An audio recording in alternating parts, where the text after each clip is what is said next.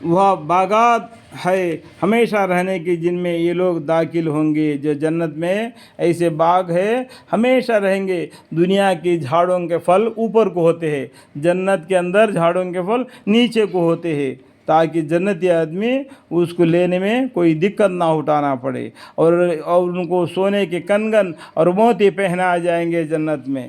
جو متقی پرہیزگار ہوتے ہیں، جو جنتی آدمی ہوتے ہیں، اور ان کو سونے کا کنگر اور موتی پہنائے جائیں گے۔ ارے سورہ رحمان، سورہ وعاقہ کا معنی پڑھنے گے تو آپ کو معلوم پڑ جائے گا کہ جنت کے بارے میں اور وہاں کے لباس کے بارے میں، اور پوشک ان کی وہاں ریشم کی ہوگی۔ متکئین علی فرش بطائنها من استبرق ذوالجنتین دان متکئین علی رفرف خضر وعبقری حسان فبأی آلاء ربکما تکذبان۔ اور کہیں گے اللہ کا لاکھ لاکھ شکر ہے جس نے ہم سے رنج و غم دور کیا۔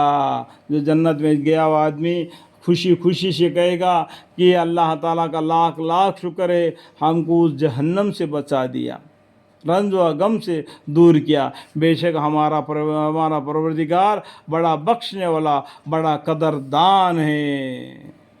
ان ربنا لغفور شکور۔ اس لیے بولتے حیات زندگی میں تم اللہ سے معافی مانگو، جب بھی گناہ ہوتا ہے جو نیک کام کرو، یعنی اللہم اغفر لی، یا اللہ مجھے معاف فرما۔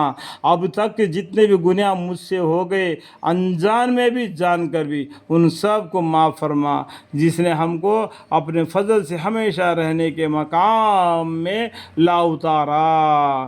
تو اللہ تعالیٰ نے ان کو جنت میں لا اتارا، جہاں ہم کو نہ کوئی کلفت پہنچے گی اور نہ ہم کو کوئی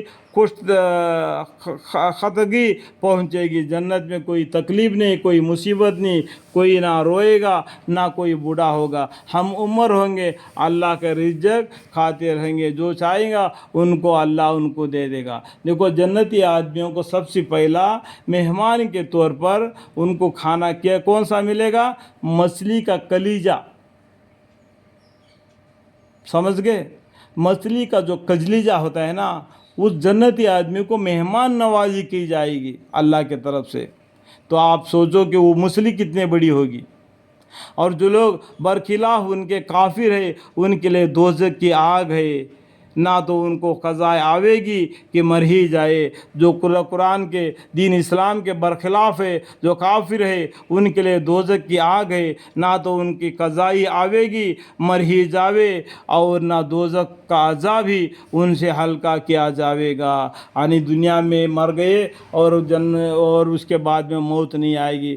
جنتی آدمی اور دوزخی آدمی کے بیچ میں ایک دیوار کھڑا رہے گا، ادھر کو عذاب، ادھر کو اللہ کی رحمت، اور اس کے بیچ میں ایک موت کا فرشتے کو بھچڑے کے شکل میں لایا جائے گا۔ جنتی آدمی دوزخی آدمی دیکھتے رہیں گے، اس کو وہاں پر ذبح کیا جائے گا۔ اب اس کے بعد میں کوئی نہیں مرے گا، اس کے بعد میں جو حالت میں ہے اس حالت میں اس کو مزہ چکھنا پڑے گا۔ ہم ہر کافر کو ایسی ہی سزا دیتے ہیں، اور وہاں لوگ اس دوزخ میں چلائیں گے، اے ہمارے پروردگار ہم کو یہاں سے نکال لیجئے۔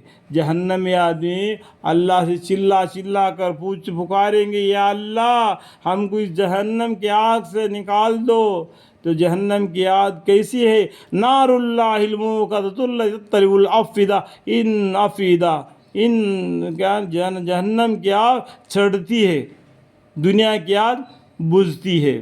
اس طریقے سے جہنم کی آگ سے بچنے کے لیے وہ اللہ سے پکاریں گے، اے ہمارے پروردگار ہم کو یہاں سے نکال لیجئے، ہم اب خوب اچھے کام کریں گے، برخلاف ان کاموں کے جو کیا کرتے تھے، دنیا میں جو کام کرتے تھے ان کے برخلاف اچھے کامیں کریں گے۔ یا اللہ ہم کو اس دوزخ سے نکال دے کر کے گڑ گڑائیں گے۔ اس ٹائم پر اللہ تعالیٰ ان کی بات نہ سنے گا، کیونکہ مؤذن دنیا میں اذان دے رہا ہے، حی علی الصلاۃ حی علی الفلاح الصلاۃ خیر من النوم، پھر بھی ان کے کانوں نے اس بات کو نہیں سنا تو اللہ نے بھی ان کے بات کو نہیں سنے گا۔